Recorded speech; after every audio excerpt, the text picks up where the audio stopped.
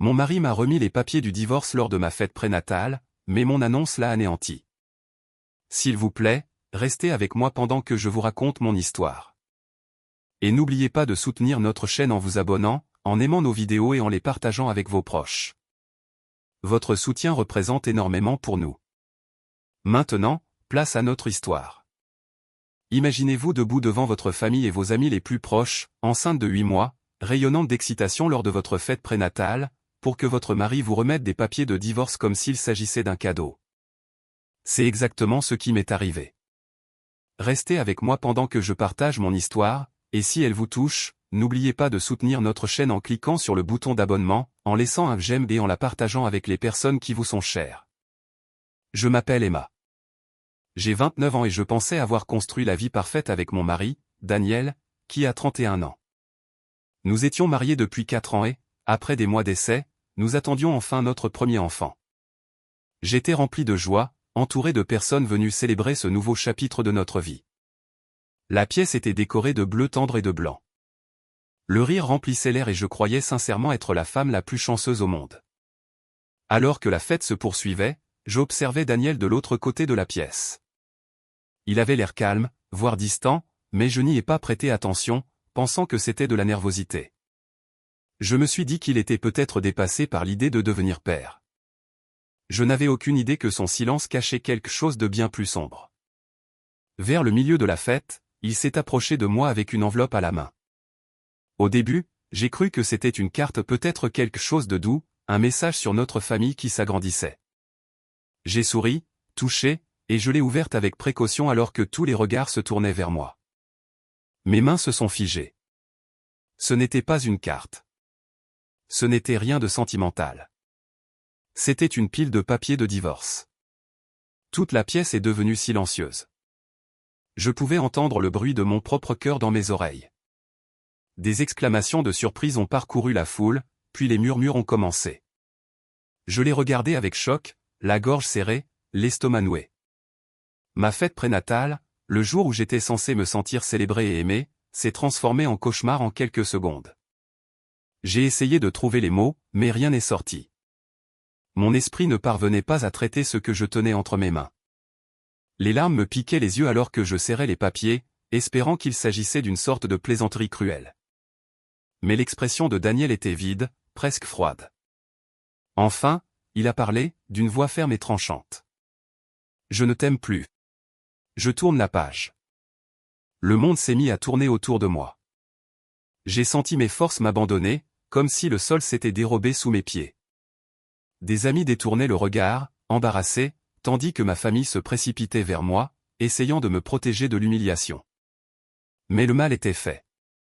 Mon cœur s'est brisé devant tout le monde. À cet instant, j'ai su que rien ne serait plus jamais pareil. Je suis resté là, figé, serrant les papiers dans ma main, mais je me suis forcé à ne pas m'effondrer devant tout le monde. Ma poitrine était lourde, ma gorge brûlait, pourtant je gardais mon visage impassible. Je ne lui donnerais pas la satisfaction de me voir m'écrouler. Ma meilleure amie, Olivia, m'a rejointe la première, m'entourant de ses bras et me murmurant que tout irait bien, même si je savais qu'elle était aussi choquée que les autres. Un instant plus tard, mon frère Marc a fendu la foule, se plaçant entre Daniel et moi comme pour me protéger de nouveaux dommages. Daniel n'a pas regardé en arrière. Il s'est simplement retourné et a quitté la fête, me laissant là au milieu de ce qui était censé être l'un des jours les plus heureux de ma vie. Je sentais les regards sur moi, les murmures passant d'une personne à l'autre. Mais tout ce que je voulais, c'était disparaître. D'une manière ou d'une autre, j'ai souri faiblement et j'ai remercié les invités d'être venus, faisant semblant de tenir le coup jusqu'au départ de la dernière personne. À l'intérieur, je tombais en morceaux. Quand la maison est redevenue calme, Olivia est restée à mes côtés pendant que Marc raccompagnait mes parents chez eux. Plus tard dans la nuit, j'ai rassemblé le peu de force qu'il me restait et je suis allé affronter Daniel chez nous. Mes mains tremblaient en déverrouillant la porte, ne sachant pas quel genre d'homme j'allais rencontrer. Il était assis sur le canapé, calme, presque indifférent, comme si rien ne s'était passé plus tôt. J'ai tendu les papiers devant lui et j'ai posé la seule question que je pouvais formuler, pourquoi ? Pourquoi me faire ça maintenant ? Il a soupiré, s'appuyant en arrière comme s'il s'agissait d'une simple conversation.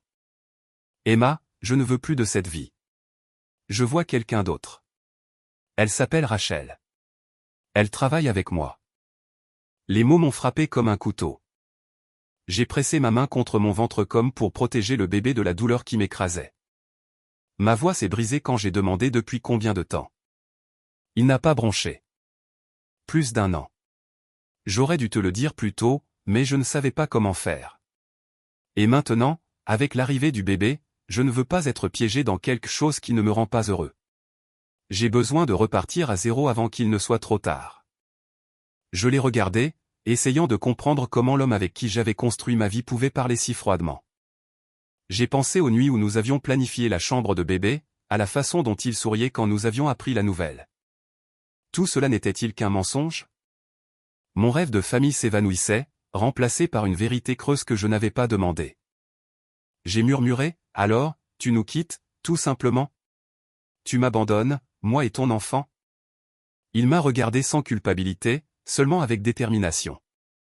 Je veux une vie différente. Je trouverai comment assumer ma responsabilité, mais je ne peux pas faire ça avec toi. À ce moment-là, j'ai réalisé que mon mariage n'était pas brisé, il avait déjà disparu. Et l'homme debout devant moi n'était pas mon mari. Les jours suivants se sont déroulés dans un flou total. Je mangeais à peine, je dormais à peine, mais Olivia refusait de me laisser seule. Elle restait sur mon canapé, cuisinait quand je n'en étais pas capable et me rappelait de boire de l'eau. Je n'avais pas la force de discuter avec elle et, honnêtement, j'étais reconnaissante. Chaque fois que j'avais l'impression de me noyer, elle me remontait juste assez pour me permettre de respirer. Finalement, j'ai su qu'il fallait que je commence à rassembler les affaires de Daniel. Il n'était pas revenu les chercher, mais je ne supportais plus de voir ses vêtements dans le placard ou ses chaussures près de la porte. Chaque objet était un rappel de la vie que je pensais que nous avions. Olivia m'a aidé à sortir des cartons du garage, et nous avons commencé à plier et à trier. C'était douloureux, mais au moins, je faisais quelque chose au lieu de rester assise au milieu des décombres. En vidant son bureau, j'ai trouvé une enveloppe coincée derrière un tiroir. Au début, j'ai cru qu'il s'agissait de vieilles factures, mais la curiosité m'a poussé à l'ouvrir. Mes mains sont devenues froides quand j'ai vu des reçus d'hôtel soigneusement pliés avec des dates qui remontaient à des mois bien plus loin que ce que je voulais croire. Avec eux se trouvaient des courriels imprimés et des notes manuscrites. Je me suis assise lourdement, le corps pesant, en lisant des mots remplis d'affection, de promesses d'avenir et de déclarations d'amour. Ils n'étaient pas écrits pour moi. Ils provenaient de Rachel, et Daniel les avait gardés comme des souvenirs précieux. J'avais la nausée. Chaque reçu me disait qu'il s'était éclipsé pendant que je restais à la maison, portant son enfant, lui faisant confiance. Chaque note prouvait qu'il n'était pas seulement infidèle, il construisait une autre vie dans mon dos. En parcourant la pile, une lettre m'a glacé. Rachel écrivait sur son ventre qui s'arrondissait et sur son excitation pour leur bébé. Ma vue s'est troublée alors que la vérité m'apparaissait. Ce n'était pas seulement une passade. Elle était enceinte, elle aussi. La trahison ne m'a pas seulement blessé, elle a tout déchiré. Il n'avait pas seulement choisi quelqu'un d'autre plutôt que moi, il avait choisi de donner à une autre femme la famille qu'il m'avait promise. J'ai laissé tomber les papiers par terre, tremblante, la poitrine brûlante. Olivia s'est agenouillée à côté de moi, lisant par-dessus mon épaule. Son visage a pâli, et elle m'a entouré de ses bras sans dire un mot. Il n'y avait plus rien à dire. Pendant un moment, je suis resté là à fixer les preuves de la façon dont j'avais été totalement remplacé. J'ai pensé au bébé en moi, innocent et ne méritant pas tout cela. J'ai su alors que je ne pouvais pas laisser la trahison de Daniel me définir.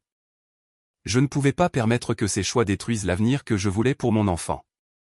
Cette nuit-là, j'ai emballé le reste de ses affaires d'une main ferme. Chaque carton que je scellais me semblait être un pas de plus loin de l'homme qui m'avait brisé et un pas de plus vers la force que je savais devoir trouver. Après avoir trouvé ces lettres, le poids de tout cela a fini par me rattraper. Je ne pouvais plus le contenir. J'ai pleuré jusqu'à ce que mon corps me fasse mal, jusqu'à ce que je sente qu'il ne restait plus rien en moi que du vide. Les souvenirs de cette journée à la fête prénatale sont revenus, vifs et clairs, les murmures, les visages choqués, la façon dont les gens me regardaient avec pitié au lieu de joie. Ce n'était pas seulement de la douleur, c'était de la honte, et elle m'enveloppait comme des chaînes. Mes parents sont venus le lendemain matin. Ma mère, Linda, m'a tenu comme elle le faisait quand j'étais enfant, me caressant les cheveux et me rappelant que mon bébé avait besoin de moi plus que jamais. Mon père, Robert, parlait peu, mais la tristesse dans ses yeux suffisait à montrer à quel point il souffrait pour moi. Ils m'ont dit de me concentrer sur mon enfant, de protéger mes forces pour la vie que j'allais mettre au monde. Je les écoutais, mais sous le réconfort, quelque chose de plus sombre s'agitait. La colère. Elle bouillonnait doucement en moi, chaude et lourde, plus forte que les larmes que j'avais versées. Chaque rappel que Daniel était au grand jour avec Rachel, riant dans des endroits que nous visitions ensemble, ne faisait que l'alimenter. Il ne m'avait pas seulement quitté, il l'affichait, paradant avec elle dans le quartier comme s'il n'avait pas détruit tout ce que nous avions construit. Les voisins me regardaient différemment maintenant, leur sourire poli cachant des questions qu'ils n'osaient poser. Je pouvais sentir le jugement dans leur regard, comme si j'avais en quelque sorte échoué, comme si sa trahison m'appartenait. Quand les papiers officiels du divorce sont arrivés, mes mains tremblaient au moment de signer là où il le fallait. Le poids de sa décision pesait sur moi, mais je gardais mon visage calme. Il voulait la liberté. Il la voulait, elle. Et il voulait me laisser briser au milieu de tout cela. Mais plus il m'écrasait, plus quelque chose en moi commençait à se lever. Tard dans la nuit, quand la maison était silencieuse, je m'asseyais, les mains sur le ventre, sentant les coups légers de l'enfant qui n'avait aucune idée de la tempête qui m'entourait. C'est à ce moment-là que je me rappelais que je n'étais pas seul. J'avais quelqu'un qui dépendait de moi, quelqu'un qui avait besoin que je tienne debout même quand je voulais m'effondrer. Alors, je me laissais m'écrouler quand j'étais en sécurité derrière des portes closes, dans le calme de ma chambre. Mais je ne restais pas à terre. La colère, l'humiliation, la trahison, elles étaient lourdes, mais elles m'ont aussi donné un objectif. Je savais que Daniel pensait avoir écrit la fin de mon histoire. Ce qu'il ne réalisait pas, c'est que je venais tout juste de commencer à en écrire une nouvelle. Et cette fois, je m'assurais que c'est moi qui en aurais le contrôle. Une semaine après avoir signé les premiers papiers de divorce, j'ai rassemblé mes forces pour rencontrer un avocat. Il s'appelait Monsieur Harris, un homme âgé aux yeux bienveillants et à la voix posée. Assis en face de lui, j'ai exposé la vérité pièce par pièce. Il a écouté attentivement, puis s'est penché en avant et m'a dit quelque chose auquel je ne m'attendais pas. J'avais plus de pouvoir dans cette situation que je ne le réalisais, car la liaison de Daniel était claire et bien documentée. Le tribunal ne verrait pas cela d'un bon œil. Si je gérais les choses avec soin, Daniel pourrait perdre plus qu'il ne l'imaginait. Pour la première fois depuis des semaines, j'ai ressenti une étincelle de contrôle. Monsieur Harris m'a donné des instructions claires, tout gardé. Chaque reçu, chaque message, chaque bribe de preuve montrant ce que Daniel avait fait. Je suis rentré chez moi avec un dossier et j'ai commencé à préparer mon dossier. Les factures d'hôtel, les mots doux, même les courriels imprimés, je les ai organisés soigneusement, page par page. Chaque pièce était comme une petite arme que je pourrais utiliser le moment venu. C'était douloureux de les regarder, mais cela me rappelait aussi que je n'étais pas impuissante. Marc, mon frère, a remarqué à quel point j'étais devenue sérieuse et m'a proposé son aide. Il avait toujours été protecteur, et maintenant il consacrait toute son énergie à me soutenir. Il a commencé à fouiller dans les dossiers financiers de Daniel. Il n'a pas fallu longtemps pour qu'il découvre quelque chose d'important. Daniel déplaçait discrètement de l'argent, cachait une partie de ses revenus et faisait des projets qui ne nous incluaient pas, moi ou notre enfant. C'était un autre coup dur, un autre rappel de la profondeur de la trahison. Mais cette fois, je n'ai pas pleuré. Au lieu de cela, je l'ai noté, l'ajoutant à la pile croissante de preuves. La douleur était toujours là, vive et lourde, mais elle ne me paralysait plus. Elle me poussait vers l'avant. Je me suis promis que je ne resterais pas sans rien, que mon bébé aurait de la stabilité même si Daniel voulait la lui enlever. Chaque boîte de reçus, chaque courriel copié, chaque note devenait la preuve que je me battais non seulement pour moi, mais pour l'avenir de mon enfant. Dans le même temps, je me concentrais sur ma grossesse avec plus de détermination que jamais. J'allais à chaque rendez-vous médical, suivais chaque conseil et prenais soin de moi du mieux que je pouvais. Chaque coup de pied me rappelait pourquoi je faisais cela, pourquoi je ne pouvais pas céder au désespoir. Je savais que je ne pouvais pas changer ce que Daniel avait fait. Je ne pouvais pas effacer l'humiliation ou la trahison, mais je pouvais m'assurer que cela ne gâcherait pas la vie que je mettais au monde. Discrètement, sans attirer l'attention, j'ai commencé à bâtir une base de force. Pièce par pièce, je me préparais non seulement pour une bataille juridique, mais pour une nouvelle vie. Et pour la première fois depuis que tout s'était effondré, j'ai cru que je pouvais gagner. La nuit où cela est arrivé, je n'étais pas prête.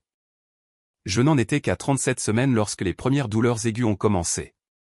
Au début, j'ai cru qu'il s'agissait d'un faux travail, mais en l'espace d'une heure, les contractions sont devenues plus fortes et plus rapprochées. La panique a monté en moi, mais Olivia a réagi rapidement. Elle a pris mon sac, m'a aidé à monter dans la voiture et m'a conduite d'urgence à l'hôpital. Mon corps tremblait de peur et de douleur, mais aussi du poids de savoir que ce moment arrivait plus tôt que prévu. Pendant que les infirmières m'admettaient, Olivia me tenait la main, me stabilisant par sa présence calme. Je voulais croire que Daniel se présenterait, que peu importe ce qui s'était passé, il serait au moins là pour la naissance de son enfant. Mais les heures ont passé et il n'est jamais venu. Une infirmière m'a dit doucement qu'elle avait essayé de l'appeler, mais qu'il n'avait pas répondu. Plus tard, j'ai appris qu'il était avec Rachel cette nuit-là, indifférent pendant que je luttais seul. La piqûre de cette vérité m'a profondément blessé, mais je l'ai mise de côté. Je ne pouvais pas laisser l'amertume me distraire de ce qui comptait vraiment. Le travail a été long et épuisant. Mon corps me semblait se déchirer, et il y a eu des moments où j'ai cru que je ne pourrais pas continuer. Olivia est restée à mes côtés tout au long de l'épreuve. Elle a essuyé mon front, m'a murmuré des mots d'encouragement et m'a serré la main à chaque fois que je criais. Je n'oublierai jamais sa force, la façon dont elle m'a porté pendant les heures les plus difficiles de ma vie. Enfin, après ce qui m'a semblé être une éternité, j'ai entendu le son que j'attendais, le cri perçant d'un nouveau-né. L'infirmière l'a posé sur ma poitrine, et en un instant, la pièce s'est effacée. Mon fils, tout petit, chaud et vivant. Des larmes ont coulé sur mon visage alors que je murmurais son nom pour la première fois. Ethan. Le tenir dans mes bras m'a rempli d'une force que je ne soupçonnais pas. Ses petits doigts se sont enroulés autour des miens, son souffle était doux contre ma peau. Tout ce que Daniel avait fait, chaque blessure qu'il avait laissée, m'a soudain semblé moins important face à la vie que je tenais dans mes bras. La trahison brûlait encore, mais l'amour que je ressentais pour Ethan était plus fort. Olivia m'a embrassé le front et a dit doucement, « Il est parfait. » Et il l'était, parfait et innocent, épargné par le chaos qu'il avait fait naître. Cette nuit-là, en le regardant dormir dans son berceau d'hôpital, j'ai fait une promesse. Je lui ai promis que, peu importe la difficulté des choses, je lui donnerai la vie qu'il méritait. Je le protégerai, je l'aimerai et je l'élèverai sans laisser l'égoïsme de Daniel nous voler quoi que ce soit. Ethan n'était pas seulement mon bébé, il était ma raison de rester debout, ma preuve que même au milieu d'un cœur brisé, quelque chose de beau pouvait encore naître. Les semaines suivant la naissance d'Ethan sont passées rapidement et, avant que je ne sois prête, les audiences de divorce ont commencé. En entrant dans la salle d'audience, je portais le poids de tout ce que Daniel avait fait, mais je portais aussi la force que j'avais construite pièce par pièce. Monsieur Harris marchait à mes côtés, calme et confiant, me rappelant que nous avions la vérité avec nous. Daniel est arrivé l'air soigné, le bras passé nonchalamment autour de Rachel comme s'il ne s'agissait que d'une simple formalité. Son arrogance a rempli la pièce avant même qu'il ne parle. Lorsque la séance a commencé, il n'a pas perdu de temps pour déclarer qu'il voulait la garde partagée. Il s'est présenté comme un père responsable méritant des droits égaux, bien que tout le monde dans la salle sache qu'il ne s'était même pas présenté à la naissance d'Ethan. Dans le même temps, il a plaidé pour un soutien financier minimal, insistant sur le fait que sa vie avec Rachel exigeait également de la stabilité. Son ton était mielleux, mais derrière lui se cachait un sentiment de supériorité, comme si je devais lui être reconnaissante pour tout ce qu'il offrait. Je suis restée assise tranquillement, mais intérieurement, je bouillonnais. Il ne s'agissait plus seulement de moi, il s'agissait de l'avenir de mon enfant. J'ai regardé Monsieur Harris se lever et commencer à présenter les preuves. L'un après l'autre, il a présenté les reçus d'hôtel, les lettres manuscrites et les relevés financiers que Marc avait découverts. Chaque page tombait avec un poids que Daniel ne pouvait ignorer. Puis vint le témoignage sur mon accouchement, la déclaration écrite de l'infirmière précisant qu'il avait été injoignable pendant que je donnais naissance à notre fils. Daniel s'est agité sur son siège, son masque de confiance commençant à glisser. Son avocat a tenté de faire diversion, arguant que sa relation avec Rachel n'affectait pas sa capacité à être père, mais le juge n'a pas été convaincu. À chaque preuve, le tableau devenait plus clair. Il ne s'agissait pas d'un homme ayant commis une erreur honnête, il s'agissait d'un homme ayant choisi l'égoïsme plutôt que la responsabilité. La tension dans la salle d'audience est devenue palpable. Je pouvais voir l'assurance de Daniel se briser, sa mâchoire serrée, ses yeux fuyant entre le juge et les papiers qui s'accumulaient contre lui. Pour une fois, le contrôle qu'il avait toujours exercé sur moi avait disparu. Ici, il ne pouvait pas déformer la vérité. Il ne pouvait pas se cacher derrière son charme. Quand le juge a enfin pris la parole, j'ai retenu mon souffle. Ses paroles penchaient lourdement en ma faveur. La garde exclusive m'était confiée, tandis que Daniel recevait l'ordre de fournir un soutien financier régulier. La maison et la stabilité seraient miennes, garantissant qu'Ethan grandirait en sécurité. La demande de garde partagée de Daniel a été écartée, ses arguments rejetés. Pour la première fois depuis que tout avait commencé, j'ai senti le poids basculer. L'homme qui pensait pouvoir partir sans conséquence faisait face à la réalité qu'il avait créée. Son visage a pâli, son arrogance a été ébranlée, et j'ai su qu'il commençait à paniquer. Je suis sorti de cette salle d'audience avec Ethan dans mes bras et la certitude que je l'avais protégé. La lutte n'a pas été facile, mais j'avais tenu bon, et pour la première fois depuis des mois, j'avais l'impression d'avoir vraiment gagné. Le jour de l'audience finale est arrivé, et la tension dans la salle d'audience a été vive dès le début. Daniel est entré avec un air suffisant, convaincu que les choses allaient tourner à son avantage. Il avait dit partout en ville qu'il s'attendait à partager la garde, à garder ses finances sous contrôle et à aller de l'avant sans trop de conséquences. Le voir s'asseoir si nonchalamment, comme si la victoire était garantie, me donnait presque la nausée. Je me suis assise tranquillement avec la photo d'Ethan glissée dans mon dossier, me rappelant pourquoi j'étais là. Monsieur Harris est resté stable à mes côtés, préparé et inébranlable. Le juge a tout revu une dernière fois, examinant les preuves et les arguments présentés par les deux parties. Daniel s'est adossé à sa chaise avec un petit sourire, manifestement sûr de ce qui allait se passer. Mais le verdict a été lu, et tout a basculé. Le juge m'a accordé la garde exclusive d'Ethan. La demande de garde partagée de Daniel a été rejetée.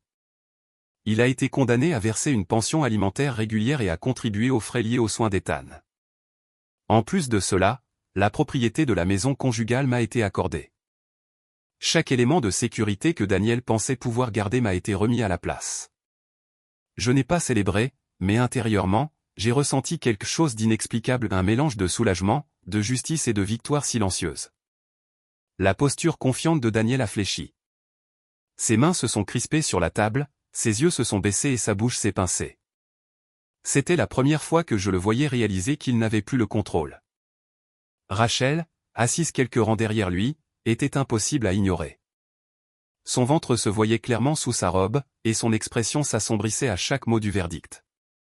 Au moment où le juge a terminé, son visage était rempli de rage. Elle a murmuré durement à Daniel, sa voix était tranchante même si je ne pouvais pas entendre les mots. Je n'en avais pas besoin, son langage corporel disait tout. Elle lui en voulait. La vie qu'ils avaient planifiée ensemble, l'image de sécurité qu'ils pensaient construire, se fissurait déjà. Au lieu d'avancer en toute liberté, Daniel avait maintenant des obligations financières auxquelles il ne pouvait échapper et un foyer qu'il ne contrôlait plus. Rachel le regardait comme s'il l'avait déçu. Et d'une certaine manière, c'était le cas. Il lui avait promis la stabilité, mais il ne pouvait même pas protéger ce qu'il croyait lui appartenir. Je suis resté là, calme et posé. Je n'ai pas jubilé. Je n'ai pas ricané. Je n'ai pas ressorti sa trahison. Mon silence parlait plus fort que n'importe quel mot. Il ne s'agissait pas de le montrer comme un perdant, il s'agissait de me prouver à moi-même que je pouvais rester debout même après qu'il ait essayé de me briser. Alors que nous quittions la salle d'audience, Daniel semblait vaincu, Rachel furieuse, et moi sereine. Ma vengeance n'était ni bruyante ni cruelle, c'était la dignité de repartir plus forte qu'il ne l'aurait jamais imaginé. Quelques semaines ont passé, et la vie a commencé à sembler plus légère. Ethan était devenu le centre de tout, et je voulais célébrer sa venue comme il se doit. J'ai décidé d'organiser une petite réunion de bienvenue à la maison, en invitant que des amis proches et la famille. Les pièces étaient remplies de rires doux, d'odeurs de nourriture et de musique légère. Pour la première fois depuis que tout s'était effondré, je ressentais une paix véritable. Il ne s'agissait pas de ce que j'avais perdu, il s'agissait de ce que j'avais encore. Les gens se relayaient pour tenir Ethan, admirant ses petites mains et son doux sourire. Je circulais dans la pièce avec une fierté calme, reconnaissante que mon fils soit entouré d'amour. Puis, au moment où la soirée semblait parfaite, la porte s'est ouverte et Daniel et Rachel sont entrés. Leur apparition soudaine a glacé l'atmosphère. Les conversations se sont ralenties, les regards se sont tournés vers eux et les murmures ont commencé presque instantanément. Rachel se tenait droite à ses côtés, la main posée sur son ventre arrondi comme si elle voulait affirmer quelque chose. Daniel a balayé la pièce du regard avec une expression chargée à la fois d'arrogance et d'amertume. Il était clair qu'ils n'étaient pas venus pour célébrer Ethan, ils étaient venus pour créer une scène. Pendant un instant, mon estomac s'est noué, mais je me suis rappelé que je n'étais plus la femme qu'ils avaient humiliée. J'étais plus forte maintenant, et c'était ma maison. Je les ai salués poliment, sans drame, puis je me suis retourné vers mes invités. Je refusais de les laisser prendre le contrôle de la soirée.